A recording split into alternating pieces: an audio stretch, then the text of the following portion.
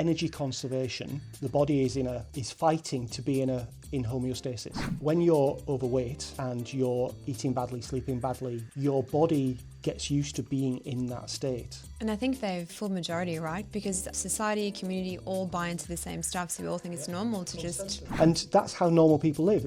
Today people, not only can they not cook in the majority, but they don't know how to shop for the ingredients with which to cook. Fast food companies, they are not served by keeping you healthy. They are served by feeding the dopamine that makes you want more. And the more you feed the dopamine, the less effect it has.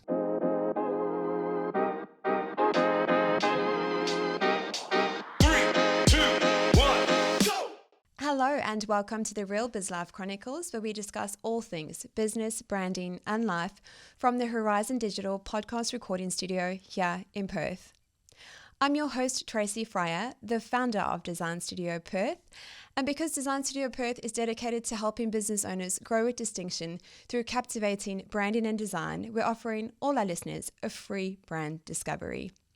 So if you find yourself frustrated with your current branding and marketing and aren't too sure where to next, use a link in the show notes below to book in a time to have a chat. Now, I don't know about you, but I find the best conversations are had over a great cup of coffee. And so the coffee for each episode of the Real Midlife Chronicles is brewed for us by no other than the legends at Cuppa Cartel. They're fueling great conversations one cuppa at a time. Now, the Real Midlife Chronicles is on a mission to become one of Australia's leading business podcasts, but in order to do that, we please need your help. If you do enjoy today's episode, we please ask that you like and subscribe to our channels below, or simply share this episode with a fellow business owner who is doing one of the hardest things in the world, building a business. Now, if there is a question you'd like us to ask our guests, please feel free to pop it in the comments section below, or simply send us an email at info@therealbizlifechronicles.com. At some point, my guest today realized the life he'd built wasn't the one he wanted to keep living, so he rewrote it from the inside out. He'd done the career thing, high-level roles in London's ad scene, big-name clients, and all the markers of success. But under the surface, something felt off. Moving to Australia gave him space to rethink, to unlearn, and to rebuild with intention. What followed was a quiet but powerful transformation. He dropped 40 kilos, became a certified health coach, and started 2 businesses, one in marketing and one in wellness. He even started making his own creatine jellies and beef jerky, which we're going to ask him more about, not for attention, but because these details matter when you're building a body and life that lasts. He's the kind of person who doesn't just do the work, he lives it. He questions everything, reads relentlessly, and brings the same curiosity to a conversation that he does to the science of metabolism. He's not afraid to challenge the norm, but he does it with kindness, clarity, and a genuine desire to help people thrive. Ask anyone who knows him and they'll say he's curious, compassionate, and intense. But more than that, he's present. He's the kind of guy who makes you feel like you're the only person in the room. This episode is about personal evolution, what it really takes to shift gears midlife, let go of what no longer fits, and build something that does, with clarity, grit, and purpose. Let's get into it. Nick Eggleton, welcome to the show. Thank you very much, Tracy. Nick, I'm looking forward to our conversation today. You're one of those people that I know every time you and I have spoken, you always can have the ability to connect with someone on a much deeper level. Thank you. So I'm not very good at taking praise, so it's very nice to hear these words. But I do like to listen. I do like to. One of the words that stuck out to me just a second ago was curiosity. I mean, I am intensely curious, and I think that's where part of my creativity comes from, but also my wanting to share. It's like, I learned this. You need to know this too. Sometimes I feel a little headmastery when I do that. It's like, I've actually been called on the golf course. All right, headmaster. Why headmaster? It's just because I'm quite correct. Right. Yeah. Do you mean an opinion or an advice that you give? In a pedanticness. Sure. I went to an all-boys grammar school, and it was part of shaped who I am today. Teachers were very correct, and you learn there was a right way to do things and a wrong way to do things. And so some of that kind of comes out sometimes when I'm trying to educate or inform or entertain. Yeah, it's weird because I would have never said that. All the times I've spoken to you, I feel like you're actually genuinely listening, which when you go to a lot of networking events, I don't think people listen. They just kind of, Yeah. promoting what it is that they do. I have an ego. Like everybody has an ego. Yeah. It's in my name. But I try and leave it at the door. I want quality, not quantity. Whenever I've been in a room full of people, I'd rather have one good conversation than 7 mediocre conversations. And I really want to get to know the person I'm talking to, even if they don't want to get to know me. Yeah. Sometimes they want to move on to another person because they're there to network. I'm just there to meet people and get to know people and be curious about them. So Nick, for our listeners, please give us insight into what it is that you do. Whenever I'm asked this question, I really struggle with a good answer. I've used serial shirker, semi-retired, entrepreneur, but I'm really just I'm kind of a pluralist. I like to do lots of things. One of the reasons why working in advertising attracted me was because of the variety. What I do is I communicate. If I had one superpower, I think it would be empathy. I really like to see walk 1,000 miles in another person's shoes. So a good communicator really seeks to understand before being understood. That's one of the tenets of one of the many great books that I've read. Is really trying to understand before trying to be understood. And you've had a huge career in marketing. What was the moment you realised it wasn't enough anymore? When I realised that a lot of the public health problems we have in society have been caused by people who work in marketing, and their job is to market their business, whether their product or service is ethical, useful, healthy. And a lot of the things that I was fooled by and trusted were revealed to me, and I felt that what I really wanted to do was to market with things that had value and things that people would value long term. So it's that legacy issue. I think in your youth you're career minded, and as you get older, and I'm embarrassed to say this, but I am quite old. You look fabulous, so I have to share your secrets with us. It's hard work. And it is hard work. Nature, nurture. Hence, gene life. Yeah. So I decided I wanted to kind of atone for the sins of my reckless selling of rubbish over the years, and try and stop doing that. That's the first thing. Stop selling stuff that's not worthy of being sold, and then try and sell things that people will find useful for the rest of their lives, which is the health coaching side of what I try to do. Yeah. Isn't it funny how marketing, it's such a language in that it can promote something and get people to buy stuff that doesn't actually serve them. And I'm curious to know, I know you've had a huge health transformation like I have. Were those two closely aligned? One. So what happened so I was working I had my own marketing consultancy, and I was in my mid-50s. This was a few years ago, pre-COVID.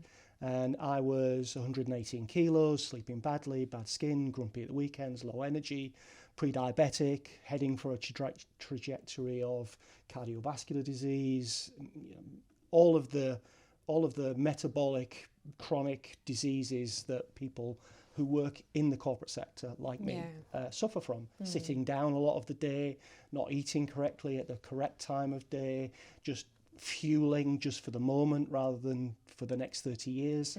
And I decided, I was getting married, I decided I wanted to look a little bit better in my photographs. I went on a little bit of a diet journey, and I realised it wasn't a diet I needed, it was a lifestyle change. Yeah. And that's how over a period of about 18 months I ended up losing 40 kilos. That wasn't the end of the story, losing 40 kilos, because I'm no longer 78 kilos. But going from 118 to 78 kilos is a complete transformation. Completely. And actually you lose a lot of muscle mass, and at the same time as you lose fat mass. And I didn't feel comfortable in my body being skinny. Apart from anything, I've got a very big head, and I look like and you're tall as well. I'm tall. I've got a big head, and I look like a bobblehead. I look like Paul Clarkson will forgive me. I look like a cyclist who was only interested in being streamlined, and I didn't, because I knew that from the research that I'd done, I knew that muscles are the organ of longevity, and I knew that sarcopenia was one of the biggest killers of older people. And that sarcopenia comes from having a low body muscle mass in midlife, and the higher the peak, the longer you have to fall. If you're not very high up in terms of muscle mass, that sarcopenia, that muscle mass, that bone density falls off too quickly. It falls off incredibly quickly. So my job, to go back to your first question, is to be strong and healthy for as long as I can be. And I do whatever I can, whether that's from a revenue, putting food on the table point of view, to, wearing blue blocking glasses at nighttime. Everything for me is about being in a parasympathetic state for as much of the time as I possibly can, in order to preserve and conserve what I already have. And that means I still need to grow, because atrophy is real. So if I'm not trying to grow, I'm losing. So that's my journey. That's where I am now. Now I'm in my 60s, is about thinking about the next 20 or 30 years and how I want to be at the age of 85. Well, two things. You do not look like you're in your 60s. And secondly, I just want to take a moment to celebrate the fact that you lost 40 kilos. I've lost 22, and that was hard work, blood, sweat, and tears, I want to say. So the fact that you were able to, do that over a year and a half is absolutely incredible. It's and I go back to that thing. It's not a diet; it's a lifestyle change. Who is the key point? What kind of person do I want to be? And then I don't need motivation. I don't need motivation to clean my teeth in the morning. I don't need motivation to have a shower and put deodorant on. So eating the right things, exercising the right way, they all just become part of who I am. There's a great podcaster, business guru guy called Jocko Willink, who said, this is years ago now, he said, discipline is freedom. And that's that's what good habits give you. That's what re-identifying who you are gives you. It gives you the freedom, because that I don't eat that, I don't drink that, I don't laze around, I don't stay awake late at night, I don't sleep in the morning, I don't do exercises that are going to affect my maximum recoverable volume. So I have to stay injury free. So whatever I do, I have to stay injury free, because otherwise I can't train. So that everything surrounds that. And the way you framed it, because again, from my personal experience, every time I tried a diet, it failed. And I think it's that word diet that I absolutely dislike. It is a curious word, because it does mean what you eat, but everybody associates it with losing fat. Completely. So for me, it was also changed into a lifestyle plan. And like you say, after, repeating those habits over and over again, it becomes like a no-brainer, like brushing your teeth or, all those things that we just naturally do. It's really integrated into your lifestyle. And that's what the health coaching. So the reason why I decided to become a health coach wasn't just to teach nutrition or to teach exercise. It was to help people discover the person they wanted to be by building habits that person of the future would engage in. So the habit forming, the habit building, the psychology behind that, and the communication of those things, all of the work that I did in marketing and communications for 3 decades kind of served me as there was a knowledge transfer there in terms of understanding human psychology and and how to rewire the circuits from I never studied NLP, but I believe that it's a very NLP thing where you see something and you know what you do rewires the brain. Yes. And that's what health coaching does. It rewires the habits, and you change from the person you were to the person you want to be. How have you found your mindset has shifted? Because I feel so different. Like, you just have clarity. I feel focused. You just feel better and better every day. Yeah, it's energy. Energy conservation. Yeah, the body is is fighting to be in homeostasis, and so when you're overweight and you're eating badly, sleeping badly, exercising badly, being sedentary, your body gets used to being in that state, and you don't have the energy, you don't have the brain energy, you don't have the physical energy. If you get healthy, you will lose weight. And I think a lot of people get it the wrong way around. They want to lose weight and then they'll get healthy. But actually getting healthy means not being overweight. And then what happens is you walk upstairs rather than getting the lift. You walk to the shops rather than jumping in the car. Yeah. You just think, well, I need to burn some energy. I don't want to be sitting down. Yeah, I want to make sure that I can enjoy my dinner guilt-free. Yes. I was having this conversation with a friend of mine yesterday, and I said my days are probably more packed than they've ever been by choice. Yeah. And I probably feel more energized than when I first sort of started my business and didn't have as much on. Like, it's such a shift, right? Yeah, I mean, I'll go back to that 118 kilo Nick. He would do anything to do nothing. Yeah, old Tracy's probably a bit the same. It was just, I want to sit down, I want to eat pizza, drink beer, watch TV. Chill out, Netflix. Yeah. And there's a lot of rewards, dopaminergic rewards to that kind of way of living, but it's not healthy long term. No. It's not. Yeah, it's short-lived. Yeah, it's very short-lived. Humans are really bad at compound interest and putting off the reward until tomorrow. Yeah. And it's that's hereditary. That's in our genes. That's in our physiology and our biology. Everything that we do harks back to that pre-civilization hunter-gatherer physiology that says food may be in short supply, so take it now. We are hardwired to be like concerned about energy fueling our bodies, and so we will overeat, and we live in a 21st century, a hyper novel situation for the human body where there is abundance everywhere. And that's one of the problems. It's an abundance not just of food and alcohol, but it's an abundance of convenience. Yeah. And the way to change the habits is to change the environment. Very true. Nick, with losing 40 kilos and changing your lifestyle, what's the hardest part people don't talk about with a transformation like that? What to do with the old clothes. Oh my gosh, yes, I still have some in my cupboard. Honestly, it's a weird attachment. I went from triple XL to double XL to XL to L to M to S. Oh, wow, yeah. I still have some of those polo shirts that are S. They're a little tight because I'm a little bit more muscular now on the shoulders and in the chest than I was then. But that was like, I've got another bag of clothes to take to Good Sammy's or Salvo's. So that was... being a Yorkshireman, throwing things away is very hard because again, it's about preserving resources. So human nature is if you grow up in a working class environment, in a working class environment, everything has to be bought with hard work, and so throwing things away is very difficult. Yeah, as part of in the same environment. So that was the hardest bit. For me, it was.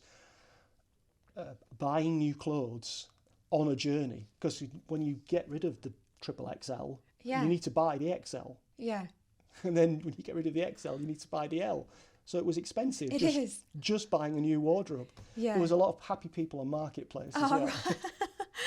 Yeah, I find I've kind of just put mine to one side, and I'm like, I should probably get rid of it, right? Because I feel like I'm almost giving myself not permission, I don't want to say, because I don't ever want to go back to how I used to be, but I kind of just still have it there. It's really weird, right? It must be like an emotional attachment or something. It is. You've invested in that resource potential, Yeah. clothes, furniture, whatever it might be, and then it's, well, I mean, I still have shorts that are a 32-inch waist from when I was 78 kilos that I bought proudly wearing these 32-inch waist shorts. And it's like, there's no way once you grow some glutes, No. they might fit around the waist, but they're not going to fit around the backside. And that, so I still have them thinking, well, maybe if I lose a little bit of weight, and it's not weight really, I don't want to lose any muscle. No. So they're kind of sat there, and it's like, I spent $30 on that pair of shirts, $50 on that shirt, Yeah. $100 on that pair of trousers, and it's like, maybe they'll come in useful. Yeah. Yes, no, it's just hoarding. It is just it's an ingrained, learned, poor habit. Yeah, because I've got some beautiful dresses, like $300 or $400 a dress, and I'm like, they're so pretty. Like, maybe, and there's only so much you can take them in because then it ruins the whole dress. So I my wedding suit. look at them. My wedding suit. I was 110 kilos. Palzilleri, £1,500, like $3,000 evening suit. Wow. Beautiful. I wore it once, and then I lost 10 kilos. All the weights, yeah. And we were back in Australia. Who wears a wool dinner suit very often? And it just sat in the wardrobe. It sat in the wardrobe. And I had to go to a function. I needed to wear a dinner suit. So I put the dinner suit on, and it looked like, have you seen that the film Big with Tom Hanks when he's still wearing big Tom Hanks's clothes and he shrunk to a child? I look like that. And I was like, okay, I'm going to take it to the tailors. So I took it to the tailors, and he said, I can adjust it, but you'll have pockets on the back. Oh, you see. So sell it. And it's like, I spent $3,000 on a suit. I'm never going to recoup that. So it's now hanging in my wardrobe, getting eaten by moths. I know, it's sad, but I'm like, at the same time, I'm just like, oh, it's just sometimes nice to have them there. I guess a reminder of what not to go back to. Yeah. But isn't it my wife's bizarre? the same. My wife went on the same journey. Yeah. And her wedding dress is huge on her. Yeah. And she's like, she wore it once on the day. As well. And it's got a lot of more sentimental value than a dinner suit. At least when I bought the dinner suit, I was thinking, well, practicality, I'll wear it again. Yeah. And I never did. No. Isn't it crazy how much your frame can actually hold? I think that's what scared me. Like when I'd put on my old, my pants, size 14 pants, and there's literally like this much of a gap. Your actual skeleton, like your structure, the amount of weight it actually can hold is quite scary. Yeah, it is, and that's why you avoid walking upstairs or walking to the shops. It's the energy required and the energy required. To do those small tasks. Yeah, and the stress it puts on your body. Yeah. Nick, when you look at a photo of your old self before the weight loss, before the shift, what do you feel first? Is it compassion, grief, pride, shame, or something else entirely? How was I fooled? How was I fooled? So going back to that point I made earlier about marketing and big business. I was fooled by the normalization of poor habit choices, and as a lot of people are, they're fooled by the absolute abundance of advertising that tells them that fast food. I'm not going to name any brands, but fast food companies, they are not served by keeping you healthy. They are served by feeding the dopamine that makes you want more. So the dopamine is the molecule of more. It's the anticipation of reward that it feeds. Like, ooh, I see an advert for a burger or some fried chicken or a pizza, and I was like, oh yeah, I remember how that tastes. And that feeds the dopamine, and the dopamine says you need to, and the more you feed the dopamine, the less effect it has. That's how people get addicted. So whether it's gambling or drugs or fast food, it's that roller coaster that's always trying to feed the last high that you got from a slice of pizza. Now it's half a pizza, then it's a whole pizza. Yeah. So I was fooled by that, and you walk into a supermarket and 90% of the food in there is not food, it's food-like substances that have been manufactured in order to maximize profit. So I walk into a supermarket now and I see poisons on shelves. I'm the same. and that's the difference. Previously, so when I see Big Nick, right, with the chubby cheeks and the slitty eyes and who still carried it because I'm 6'2". Yeah. I look at him and go, how are you so? How did they fool you? You're a smart guy. You've got a good IQ. You work in the business. You're the most skeptical person outside of this. But I just didn't know. Yeah. It was the illusion of knowledge. I thought I knew. And when the curtains come back and you see the Wizard of Oz and it's like, that's all lies. Yeah. Then it's like, what else are they lying about? That's what happens when I see Big Nick. I was like, that guy, fool me once, shame on you. Fool me twice, shame on me.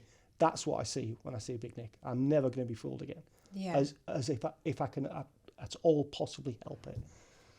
And I think they've full majority, right? Because society, community all buy into the same stuff, so we all think it's normal to consensus. Yeah. Well, doctors say, or if it's on TV, it must be right.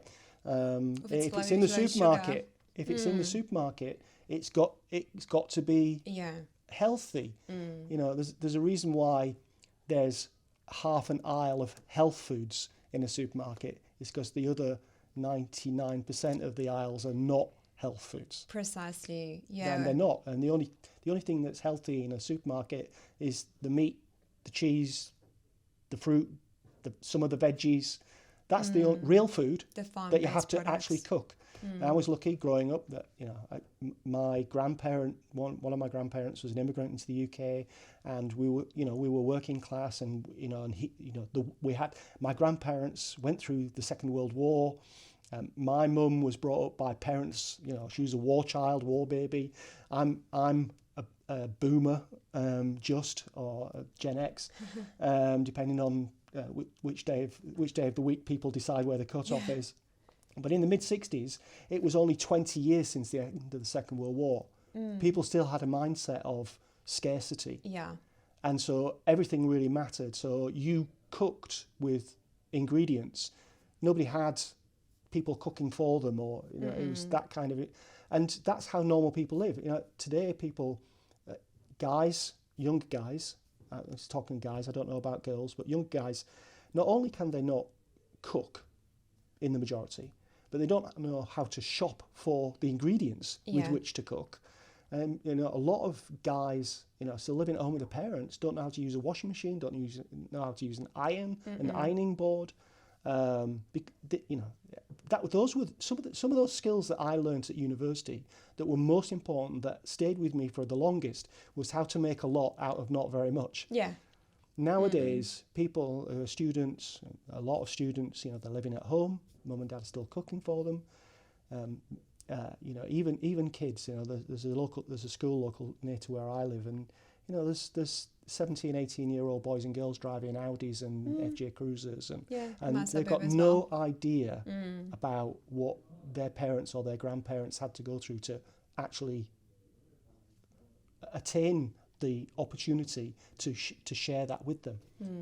And it's a loss. It's a real loss to society and to the community. If people don't value what is really valuable, then they probably have less values than they should have. And I think it's society's become quite diluted in that regard because of that loss of values, and just really how blessed they actually are. Yeah. I'm blessed to have had parents and grandparents who come from that background, and also from a place in the UK that was traditionally very, very, very working class. Whether that was in farming and agriculture, or whether it was in industry, everybody worked. The city that I grew up in is a very famous chocolate producing city, and everybody works in the chocolate factory. Right. Everybody I knew growing up worked in one of the chocolate factories. There was Rowntree's that made Kit Kats, and Terry's that made Terry's All Gold, or Terry's Chocolate Orange. Everybody will know. And everybody works in the chocolate factories. The railways were big in York. York was the kind of access point for all the railways in the UK, and so we had a great big Irish community. who are all working class. It was a very working class city, and everybody goes to York and says, "Oh, what a beautiful place, medieval town. It's like a little bit of Disney, you know." And it's like, it's very working class. It's very, very working class, and that's where I grew up. Nick, in order for your transformation to happen, what belief about yourself had to die? That I was a young man. Being young fools you into kind of an immortality. So true. Forgive me, you're significantly younger than me, but only 21. but I see guys in the gym crushing it, but they're in their late 20s, early 30s. What happens in your mid 30s is you've probably got married, you've maybe got kids, you stop socialising with the other guys. You've not got time for the gym, you've not got time for golf, you've not got time for yourself. You're working, providing, you're on the ladder. Everything that you do is about, climbing the ladder. And then when you get to your mid-40s, you realise that's not the ladder you wanted to be on. But you're still climbing because you're trapped on that ladder. It's very difficult. I don't know if that answered the question. It does, yeah. And did you find story looping had anything to do with that for you? Because that was for me, like I'd tell myself the same thing. Like, I wasn't a runner. I'd always been this way. I had European genes. That's why I was overweight. All these stories that I just constantly would tell myself. No, I just believed them, which is so silly. I didn't, until I started to lose weight, I didn't really realise how much overweight I was and what the knock-on effect of all those was. And the turning point for me, the key turning point was reading some research that said that there's a 50-50 chance of having some form of dementia by the age of 85. Yeah. And not knowing my wife's name, not knowing my dog's name, not knowing my kid's name, not recognising people, it was like you said earlier about me, you're the only person in the room. When I walk into a room, I think I'm quite smart, so I don't really want to show off. But I got to the point where it was like, I don't want to show off, but I do want to know. I do want to have my marbles. Yeah, of course. I don't want to retire. I want to keep working. I want to keep providing value. But you can't provide value if your cup is empty. And they say on the airlines, you'll remember this. Yeah. Fit your own mask before you fit the mask of somebody else. You cannot pour from an empty cup. So I cannot give to people if I cannot give cannot give to myself. Being you're not young anymore. You need to think about the future. Whereas when you're young, you don't really think about the future. You think it's a long time away. True. I'm the age now that my mum was when I was in my heyday, and I thought she was old then. She's old now. She's still alive, and I love her very much. But it's like I want to be as with it as my mum. I want to do everything I possibly can to still have my marbles, to still travel. She travels. She has fun with her friends. I still want to be there in my mind. I don't want to be in an institution where somebody else is looking after me and I don't know what's going on. And I think that's the real benefit for me. If I get a heart attack tomorrow, I've lived. A friend of mine died a couple of months ago, same age as me. He was best man at my first wedding. I'm sorry to hear. Massive heart attack, open water swimming.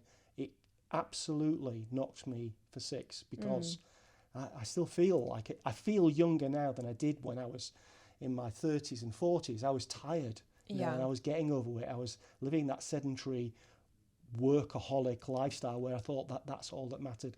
I was in a constant sympathetic state. I was under stress, physical stress, mental stress, metabolic stress. So that's been the eye-opener for me about thinking about the next 20 or 30 years. I'm not worrying about now. Put the work in now. Delay the gratification because I will benefit when I'm still playing golf at 85. Yeah. And like everything you're saying, like it's echoed through my health journey as well. Like I know there's a bit of an age difference between us, but yeah, like when you get to a certain age and you think of your parents at that age, you think, oh my gosh, it's that bit older. When you get there, like it's actually not that old, no, right? It's not. 60 is the new 40. Yeah. Well, I'm 40 now. And it's like, oh my gosh, I still feel 25, you know. So it's everything you've said is so true in that you know, the mental clarity, the way you show up, the way you feel. Your skin looks amazing as well, by the way, if I can say. Yeah, beef tallow, that's the secret. Oh, yeah. right. Eating it, not smearing it on myself. Oh, yeah, because I've seen it in the jar. I had some, I think it was a hand cream or something. So it's just Mine? No. No, Oh, beef do you tallow. make that as well? Oh, do you? No, yeah, I do. So beef tallow is a byproduct of making your own broth. Right. So when you make your own broth, you get a layer of fat that comes off it, and you can then treat it by cooking slowly, getting the water out, filtering it, and you end up with tallow. And for a long time, my wife was using tallow as a cosmetic. I don't know why she stopped, to be honest, because I've got a fridge and a freezer. And she'll laugh when she hears this. I've got a fridge and a freezer full of beef tallow. So what do you do with it? Do you throw it away? Beef fat is so nutrient dense, so energy dense. It's so good for you. It's so close to our own adipose tissue and our own fats in our own skin. But yeah, I joke. It's genetics and lifestyle. So the business is called Gene Life because genetics loads the gun, but lifestyle pulls the trigger. And so it's that nature-nurture balance. So I'm trying to optimize for what I was given, the potential I was given. So, you know, my mum doesn't look her age. And so but we both live a very chill lifestyle. Yeah. I do want to ask, because I know you do make beef jerky and your jerky creatine jellies as well. And we've got the broth. So did you make so you actually eat the broth, obviously? Yeah. You don't do the lotion, not lotion, No, whatever it's no, called. I don't use beef tallow. I do occasionally use aloe vera after I've been in the sun. Okay. If I feel a little bit like I've overdone it in the sun. I don't use sunscreen. So I have to be for a lot of reasons. But I don't use sunscreen, but I do use after sun care. Okay. So I use aloe vera because it's quite a natural product, but I could use beef tallow. It'd be just as good. Yeah. And any other products if I can, especially for the guys, because I know guys are like, oh, skincare, don't worry about that. It's only a ladies thing. Yeah, beef tallow, aloe vera, wash your hair every day, have a shower, have a cold shower. the main important stuff. It's not that difficult. I try and avoid personal care products. So my deodorant is aluminium free because it's not good for you. Yeah, there's some junk if I do use toothpaste, I use one that doesn't contain fluoride. It's mainly bicarbonate and a few other things, but I brush my teeth with a toothbrush, but not any products in it. You know, ancestrally. So being a primal health coach is basically following as close as we can in 21st century hyper-novel environment as we did in the Paleolithic times. And so, we didn't have toothbrushes with toothpaste and fluoride, but we had great teeth. You look at the Hadza in Africa, they have great teeth. They don't use toothbrushes and toothpaste. They've got great jaws. They've got fantastic aligned teeth. That comes from chewing food when they're young, not eating carbohydrates, and in great numbers, although honey could be classified as a carbohydrate because it's sugar. But they don't have tooth decay because they have an oral microbiome that is commensal. So it provides benefits to cleaning the bad bacteria out of the mouth. So we put things in our way like, there's bad bacteria, bad breath, use toothpaste. Marketing people, the big smile, and actually it's not totally unnecessary, but unnecessary for a very great number of people. They've got that product that they need to sell. It all goes back to like those cash figures, right? And making money. I mean, when the story of seed oil is a great example of how we've been fooled by corporations. So seed oil, vegetable oils that come from sunflower, rapeseed, corn, all of those kind of fake oils, they were byproducts of the original seed oil was cotton. And when they picked cotton, they were left with a lot of cotton seeds in America. And the seed contains a fat, because it's a nutrient for the seed, for the germinating baby, fat in there. So they extracted the fat and they used it as a lubricant. And they found that if they refined it, they could use it as a flammable liquid. So they replaced, because it's cheaper than whale oil to light lamps, they used oils to light lamps. So we had this kind of refinery of seed oils in order to use as a kind of industrial product. And then they realised that if they bleached it and deodorized it and mixed it with lard, they could literally cut pig fat and make lard. And so the whole seed oil margarine industry came out of an industrial byproduct of the cottonseed. And then it was like, well, if we can use cotton seeds, what else can we use to extract oils? That has only been with us for the last 150 years, since the mid 1800s. And we have a belief. If there's one message I could get out to people, we have a belief that seed oils must be healthy because they're in a supermarket and they sell them, and they tell people that they lower cholesterol and they are heart healthy, and it's all a scam. It's all a scam. Eat animal fat, avocado oil, olive oil, fruit oils that come from the crushing of the fruit. Don't eat things that are deodorized and blitzed and thermic. All those processes. It's just the processing is that at the heart of ultra processed foods. Seed oils are the number one enemy. For me, above sugar and even above carbohydrates, refined carbohydrates. Nick, thank you so much for sharing all your knowledge with us. There's things that I didn't even know, so it's really great. I've scratched the surface. It's really hard when I meet a new client. It's really hard for me to hold back. I was talking to somebody at the club the other day, a guy called Oren. I was like, it's really hard because we have this water tower of information that is beneficial, and we have to not turn the fire hose on because people don't know they are inflamed. So that's the hardest bit of being a health coach, is not to give people too much information too quickly that overwhelms them with the changes that they will benefit from long term. It's like, pick the low hanging fruit, make these small changes, then when you're ready for the next step, then we'll change this. So that's the hardest part for me of being a health coach. You have to tread very lightly. And when you say inflamed, like, you mean their cells are inflamed, or? So inflammation is the body's... That's what I had. So the inflammation is the body's reaction to a pathological issue, like a chronic stress of some kind.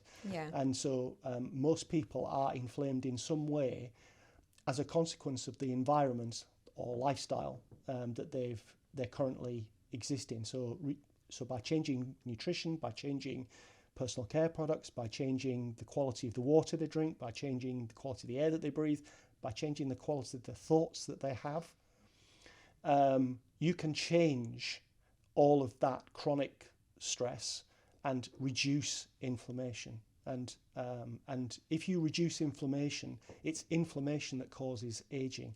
So you look at me and say, I look great for 60. Yeah, you do. Most 61-year-olds could look like this if they hadn't been inflamed for 30 years. I was inflamed with adipose fat. But luckily, I was able to regenerate like everybody else can. But I knew that removing the causes of the inflammation would help me regenerate better. Yeah, that was the same for me as well. And it's so bizarre. Like, I look younger now than what I did 5 years ago. Yeah, I've seen the photo. Being overweight ages you. It does. It does age you. Yeah, it does age you, and it will hurt you long term. Nick, did you ever find at any point in your journey did it feel lonely or unexpectedly dark along that journey at any time? No, my wife Jane and I went on the journey together. So wonderful. And one of the things that I didn't mention and should mention is that Jane's considerably younger than me, and that's your secret. One of the motivations is that I have a younger wife, and I don't want her pushing me around in a wheelchair, not knowing her name. Yeah. And so my love for my wife means that that's my motivation, is to make sure that I'm in the best shape I possibly can be. But luckily, she shares all of my idiosyncrasies as far as nutrition and personal care and lifestyle and values. Because she sees the benefits too. She's an allied health professional, and what she sees in her practice it reaffirms everything that I've said about nutrition, about lifestyle, about stress and inflammation. And I think it's so much easier when both of you are on that health journey together, because if one of you is trying but the other one's not, you almost get pulled, I want to say, into the bad habit again. It's like, oh, well, you know. It is. It's like having a gym buddy. So you always perform better. You have running buddies. I do, a few. Yeah, I've seen pictures. So having a gym buddy, being accountable. So, right, I'm not going to eat that bar of chocolate. I'm not going to open that bottle of wine. I'm not going to get a takeaway. Because the other person, will be, it's like, going along for going along's sake, but you feel like I'm the one pushing them. So you don't say, would you like some chocolate? Would you like some wine? Although a happy wife is a happy life. I always have chocolate and wine in the house, but sometimes it's hidden. Oh, I will be honest. Look, I still have a chocolate every now and then, a cheeky brownie or two. Like, I just don't think it's humanly possible to not have some sort of sugary treat. I think you have to remember the 80-20 rule. Like, if 80% of the time you're doing the right thing, then 20% of the time you can allow yourself to be human. So on my journey, I drank alcohol. Oh, did you? Oh. All the time. Yeah. All the time. Because if I'm going to give up everything else, I didn't want to be some kind of food Nazi, like some kind of like like orthodox kind of like. You mean like across everything? Orthorexia, yeah. So I didn't want to be across everything, be some kind of pretend monk aesthete. You know, that's not real, and that's not something that people can relate to. Yeah. So if I'm a health coach saying I lost 40 kilos and I still drank, because it's one of the biggest things that people have, the biggest problems people have, it's either bread or booze. Yeah, the two B's. And it's like I couldn't give up bread. It's like, yeah, you could. There's no essential nutrients in bread. It's a cultural thing. It's a habit thing. It's a bad habit. And it's the same with alcohol. Alcohol is the fourth nutrient. It's like it's really not good for you. But if you've given up everything else that's bad and you do all the right exercise, allowing yourself a cheeky gin and soda, it's not the end of the world. No. I will be honest, I gave up bread and booze, and it changed my life. So I've slowly introduced a bit more bread, I will be honest. I won't go back to drinking. But yeah, you kind of almost doubling down on yourself because you're giving up the carbs of, and the sugar and the alcohol. Yeah, but people can't relate to that. Nobody can follow you on that journey. If you give up everything straight away. I mean, I do dry July. I've done it this year. I did it 2 years ago. I've done February as well. February is a great month to do a dry month. Oh, okay. What's February called? It's called, there's only 28 days in February, not 31. It's a lot easier. It's easier when you like a cheeky gin and soda. It's a lot easier to do it in February than it is in July, when although here in the Southern Hemisphere, July is a great month to do it, dry July, because it's cold and you're not socialising. Yeah. It's really hard in like November, December, January, February to socialise and not drink. It's like then you really are being antisocial. People go, oh, come for a drink. Oh, it's all right, I'm not drinking at the moment. So you don't want to be antisocial. So if you do it in July, when everybody's hibernating, nobody notices. Yeah. Or you can just have Coke Zero in a wine glass. You can have Coke Zero in a wine glass. That's a very good choice. That's a very good choice. If you pick chocolate and I pick gin, at least who's going to judge us? Completely. Right? Who's going to judge us? Only ourselves. Yes. I think it's don't judge others. No. 100%. Nick, what's one thing about your transformation that you've never said out loud but feel comfortable sharing with us? And can I just say, I love the passion with which you speak about this topic. That's why I'm just going deep. Can you repeat the question? So what's one thing about your transformation that you've never said out loud but you feel comfortable sharing with us? It's been a while now. So when I went on this health journey was pre-COVID, and a lot's happened during COVID. So I am who I am now. So it's very difficult for me to remember the person I was and what's changed that I haven't said already. Yeah. Because you can tell I'm quite open. You are. So I will, if I'm asked a direct question, I will give a direct answer. Something that changed about me about 20 years ago. I became a lot more honest with myself, and so I'm really not sure how to answer the question. You've answered it, I'm an open book. Yeah, and that's one of the great things about you as well, is that you are an open book. And I think, again, just going back to why I gave up drinking, I kind of had to deal with all that stuff that I'd been putting off, numbing with booze, and it was just it was hard yards, but it was very clarifying at the same time. Yeah, if doing no alcohol for a whole month, because it's part of a lot of habits. So I play golf. After a game of golf, we have a pint of Guinness. Yeah. Like, why am I denying myself that pint of Guinness? Because I really enjoy having a drink with the boys after a game of golf. But it's not really hard yards. You know, it's like giving up alcohol for a whole month. It's not really that difficult. No. Giving up alcohol for 3 months, 6 months, a year, forever. Yeah. That would be transformational from a health point of view if that was the only thing you did. But, you know, the fact that I go to the gym twice a week, the fact that I don't, you know, I do everything else and I allow myself the reward. It's like, I've been a good boy. I can have a gin or a beer or a glass of wine. Yeah. I can even have some sourdough bread once in a while. Oh, same. Yeah, that's my weakness. Yeah. Yeah, and I think you have to reward yourself every now and then, especially if you are training, you are trying to be good. To give yourself those rewards, I think just helps with that process and that lifestyle change. So when I was growing up, those things were treats. Yeah. Drinking was a treat. Having lollies, celebration, treat. Having cake, treat. Now people eat cake for breakfast. Yes, and ice cream. I'm like, what the heck? Yeah, I mean, it's like you have a blueberry muffin. You're eating dessert for breakfast. Yeah. Before you've done any exercise, before you're even awake. Yes. Yeah, really hard. It's really hard to adjust it. Once you go down this rabbit hole, this health rabbit hole, it started with nutrition. You end up wearing the blue blocking glasses, going to bed at 8:30 at night, not wearing sunscreen, you know, actually worshipping the sun and for the health benefits that it brings, grounding, all of those things that everybody says a little bit woo-woo, a little bit conspiracy theorist. I do them all, and I don't judge anybody who does any of them or anything similar. If they're trying to find a way of being in a parasympathetic state, being fed by Mother Nature. You know, Mother Nature doesn't make mistakes. We make a mistake of believing that we're above nature, and we're not. We're animals. We're human animals. We're human animals that have been on this planet for 300, 400, 500 million years of evolutionary development. You know, denying that by doing things that we've only discovered in the last 50, 100, 150 years, that's denying Mother Nature. That's denying our place in the universe.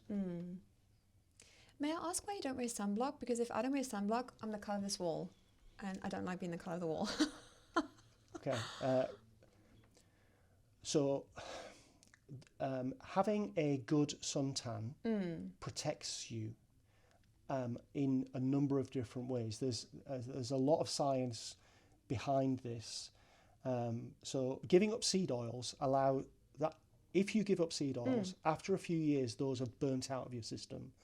Your cells are much more able to cope with ultraviolet light. Right. One of the biggest issues that you and I have, being Caucasians in an environment that's built for people of dark skin, we are environmentally mismatched to the latitude that we are living in. There's a fine line between being vitamin D deficient. And the vitamin D we get naturally is from the sun.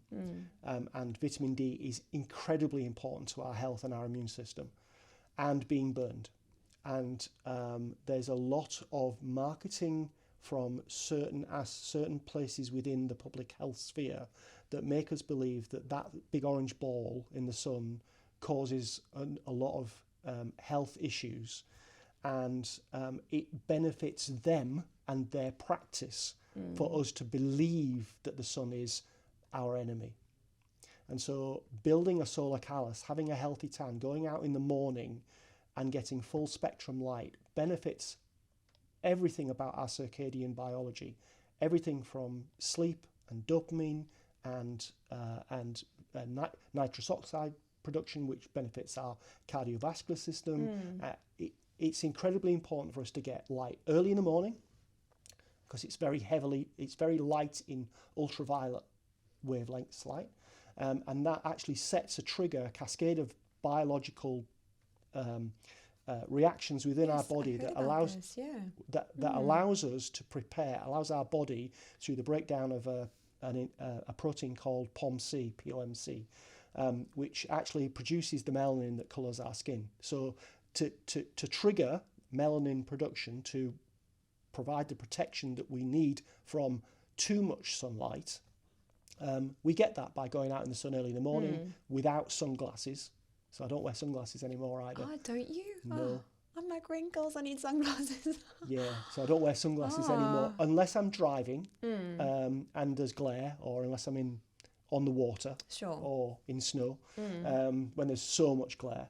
But removing our connection to the sun has a cascade of issues that we find difficult to cope with. So if you suntan safely and you go out in the sun when you're capable of going out in the sun, you can build a solar callus, like a callus from lifting weights. Right. So you build a solar callus, you build the melanin that your body can produce. You're quite swarthy skinned like I am, so like on the spectrum we'd be classed probably as a 2-3. Sure. We are in an environment where the humans that adapted to this environment have skin at 7. Like I see. And in Africa, it's a 7, and in Central America, it's maybe a 6. They lived in rainforests, so they didn't have the big open savannas where they had that different environment. Again, different environment. So they had a match to their environment. But Caucasians living in near the equator, not matched to their environment. So we want to be out in the sun because we love the feeling the sun gives us, the endorphins and being relaxed and being on the beach. But putting the sunscreen on can mitigate can allow us to be outside, but we're better off seeking shade. Because if we're out in the sun, we're probably overdoing it, and then to compensate, we're pouring chemicals onto ourselves. Even if that's just zinc oxide, it's still a synthetic chemical that we're spreading on our body, and we're blocking vitamin D production. So we're going out in the sun thinking we're getting all the benefits of the sun, not getting a suntan and not getting the nitrogen oxide and the vitamin D. So we're kind of harming ourselves by wearing sunscreen, because we're kind of giving ourselves the illusion that we're doing the right thing. Yeah. Right? So that's why I don't wear sunscreen. Yeah, and I don't wear sunglasses, because I want my body to be optimized for the environment. And when it's hot, I stay out of the sun. You stay out in the sun? I stay out of the sun, yeah. Well, because I've got stay out of it, yes. I stay out of it. I mean, I love the beach. I can lay on the beach for hours. But, I'd rather do it in 10, 15-minute spurts and have some shade and have 10, 15-minute spurt and build a solar callus and be tanned, which is protective of the UV. Yeah.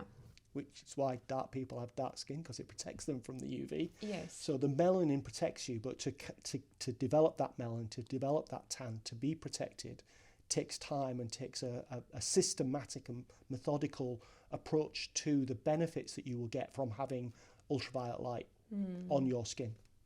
And it's true what you say, because when I was younger, I would swim every single day after school, and I had a mean tan. If I did that now, I'd probably just be red the whole time. The best time I ever had was in South Africa. I got from South Africa. Really? 6 weeks in South Africa, and I came back, and my school chums called me Harry Kumar, because there's a famous English actor who played a character in The Jewel in the Crown called Harry Kumar. So I looked Indian. I mean, I was that dark. Same. I looked Indian. Yeah. It's a problem in South Africa if you look Indian in the early 80s.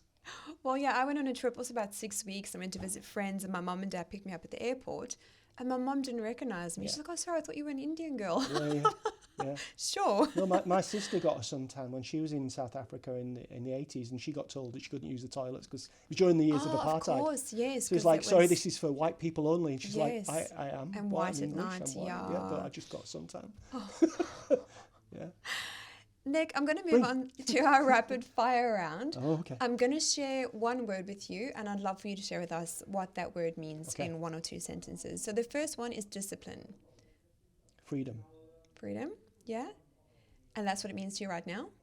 Yeah. Midlife? Now. Mm-hmm. And freedom is the other word. Choices. That's a synonym, really. What does freedom mean? Freedom means the ability to live now, in the moment. And do you feel you've harnessed that in your life? I am so now.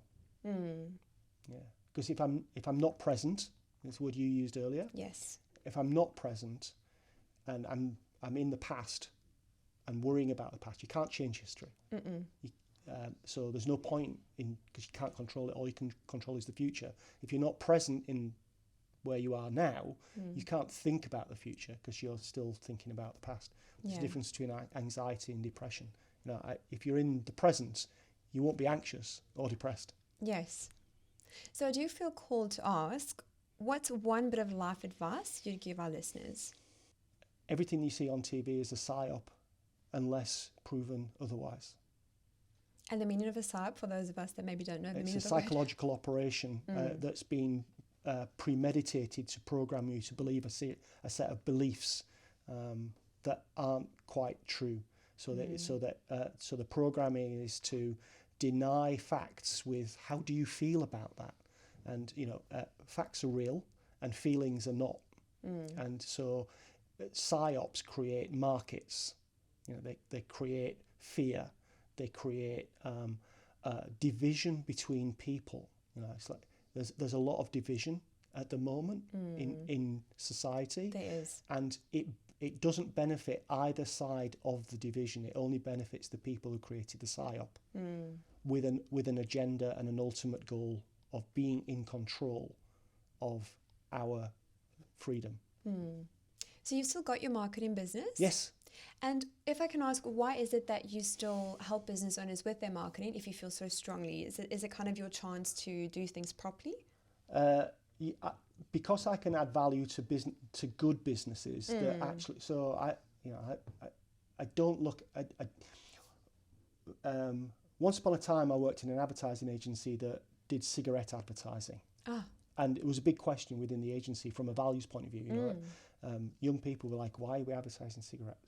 And it was like, "Well, we're just advertising the choices people can make between cigarettes." And it was like we were kind of programmed into that kind of idea. Now, there are certain products and services that I couldn't, in my heart, market because they do not.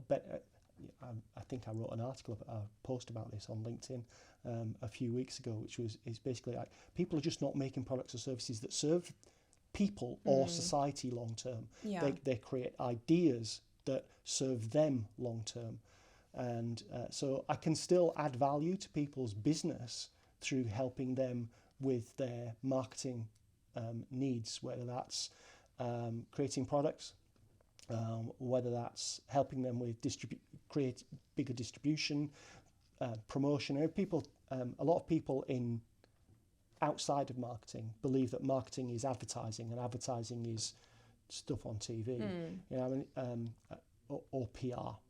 And PR and advertising and direct marketing and social media marketing, they're one of the P's of the 4 P's.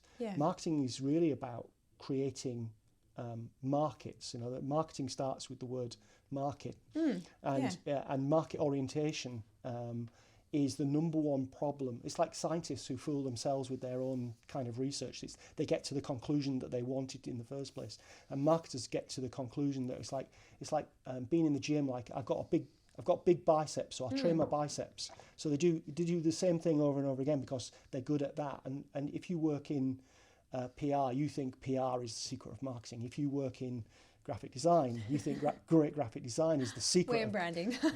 great graphic design. Great brands give great value to the audiences they serve, and a lot of businesses don't understand the idea of competitive advantage, or sustainable competitive advantage. And so what I try and do with my clients is help them understand the benefits of sustainable competitive advantage in their markets, or the markets that they want to. You know, it's like it's classic marketing. You know, new products, new service, new audience, new market. You know, where are we? What are we trying to achieve strategically? So the strategic benefit of having somebody helping with their marketing direction it stops them making the wrong tactical choices. So if a friend of mine says I should have a T-shirt with this printed on it, but I have a phrase from The Art of War by Sun Tzu, which is tactics before strategy is the noise before defeat. And a lot of people come to marketing consultants like me and say, I need a new brochure, I need a social media campaign, I need that. It's like, I need a new website. Dude, you need a product that actually adds value to your business that people want to buy, and there's a lot of grift out there. So I'm in the fortunate position to be able to choose people that trust me, who want to grow their businesses. And so whether that's a golf course, a mortgage broker, a swanky hotel in northern New South Wales, or my wife's business, which I'm very involved in, it's about real marketing. You know, product, price, place, promotion, people, processes. All of those things make such a difference. And marketing isn't something you add on to a business. It is the business. Creating customers is the business. What are you doing to create customers? So that's what it's like. Clients will say, I want to do blah, blah, blah, blah. Why? Yeah, what's the intention? Why? I don't know, I just feel like it. Or I go, are you sure? Is that going to serve you long term? Is that are you going to spend an awful lot of money doing this? And that's where my clients get value. It's not necessarily just in the revenue growth. It's in the cost shrinkage. There's a lot of people waste a lot of money on chasing the rainbow. New ideas. New idea. Yeah. There's a new market over here. Let's go and there's a lot of waste of resource. And how do you see the relationship between branding and marketing? And I'm curious to know, how do you define those as well to your clients? Branding is one of those terms. So I've grown up in the era of marketing where branding became a thing, and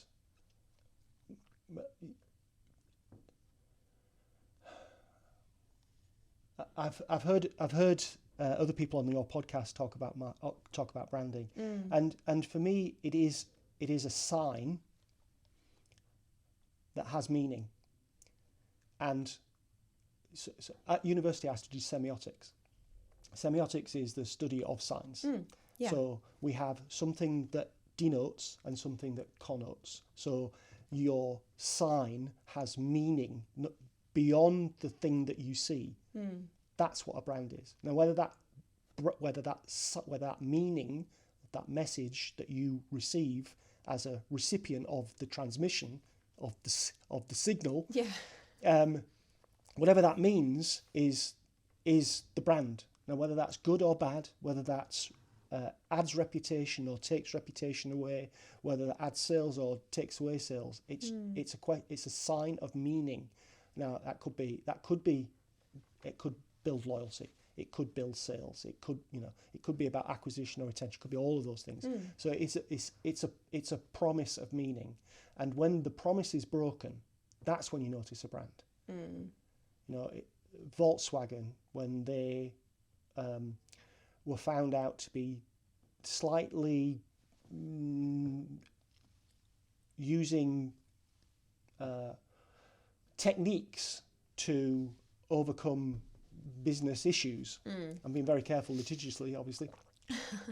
It had a huge impact on their reputation of their brand, because their brand had meaning. Whatever that meaning was, meaning is in the eye of the beholder, and they wrecked it. And there's lots of stories, lots of cases where brands. So a brand is only as good as the meaning it delivers to the audiences it wants to deliver that meaning to. And yeah, it's not a logo, and it's not colours, and it's not guidelines, and it's not. I've had conversations with copywriters about tone of voice, and there's only one tone of voice that really there's only one word in marketing and branding that really makes a difference, and you can write it. There's a famous marketer called Gary Vaynerchuk who has written a number of books, and in one of his books, he wrote on the next page is the marketing strategy for every business in one word, and that one word is care. So if you care about your products and service and you care about your audience, you won't mislead them. Your brand will benefit. You will provide value. Care is the only thing that matters in marketing or branding. The analogy I love to give is that branding and marketing are like dating. So marketing is asking someone on that date, and brand is the reason they say yes. So in terms of their brand, it's a system, right? So in layman's terms, it's your words and your visuals that come together. It's a system that you use across your marketing for web, print, and social media. So that's part of the brand is their assets. Of perception. Yeah, and that those, sign you mentioned. They're symbols, signals, flags of meaning. So so you can use those colours, those fonts, those separately. You know, there's a great story about the Coca-Cola bottle. You know the story? Yeah. About the guy who design me a Coca-Cola bottle that people still recognise as Coca-Cola, even when the bottle is broken. Yeah, that's brand for you. That's brand. Even when the bottle is broken, you know that was a Coke. And they're the masters. They are the masters. Whether that product's good for you or not is a different question. But they are the masters of branding. They understand what it means, and they've made mistakes. You look at they made a water, you know, and it was found to contain not very nice things, and it almost ruined their reputation. But you know, they came back. You know, they learned from it. So every one of those things. So you've got a meaning in your vision. Because we haven't talked about vision, mission, values, you know, all those things, principles. But you've got a vision, and everything in your brand should support where you are going with that vision. The mission, the brand is the mission. And so if you want to create that meaning in colours and symbols and tone of voice, one of the biggest issues in branding is when a brand has a personality disorder, when they're a little schizophrenic. It's like you're saying this in this media with this tone of voice, and you're saying this on your website in this tone of voice. That creates a disconnection, and people see that more than they see the other thing. So if they only ever look at your website, that's the brand you are. If they look at the two things and they're not saying the same thing, if they're not singing from the same hymn sheet, that's when you get problems. And that's why brand guidelines are important. That's when tone of voice is important. That's when the whole meaning, so that everybody understands it, whether that's the person who answers the phone or the person in the delivery van or whoever it is in the organisation, understands what the purpose of this, what the vision of this organisation, corporation, company might be. And that's when you get really strong brands, when everybody's singing from the same hymn sheet and nobody can see what's between the lines. It's like, oh, I'm not reading between lines here. I'm not, 90% of communication is non-verbal. And when people see those problems with brands, it's because it's the non-verbal cues that are alerting them, that are waving the red flag. And a brand is formed whether you like it or not. So I'm of the mindset rather intentionally form it as opposed to it just haphazardly happening, and you land up with something that you didn't intend at all. It is about the coordination and organisation of discipline. Nick, one last question to wrap us up. Stand-up comedy and firewalking, both wild in their own way. What did they unlock in you that you didn't expect? If I set my mind to it, I can do stupid things. And it's pushing the envelope that is the important thing to do. So like if you can walk over hot coals, or if you can get up on stage in an audience of people. So brave. If you set your mind to it, it's those the whole thing about the fire walking was a question of self-limiting beliefs. The whole Tony Robbins thing about saying, oh, I couldn't do that, I couldn't possibly do that. Yeah. But actually humans are much more resilient than they give themselves credit for. And yeah, so it taught me that I can work it out. Well, it's one of my favourite phrases. It's like, if I don't know how to do something, I'll work it out. I don't know where that comes from. Maybe it's like my working class background. Maybe it's, my immigrant grandfather. Maybe it's my hardworking mum. Maybe it was school. I don't know, but working things out is something I take real pride in. It's like, okay, this shouldn't be too much of a challenge. You want to be a real estate agent? Yeah, I could do that. I don't think anything, if I wanted to do it, I could do anything. I love that. I actually heard a very similar thing on Mel Robbins. I love her too. And she said everyone should start their day. There was like, I think 5 different things, but 2 of those were, when you wake up, something great is going to happen to me today.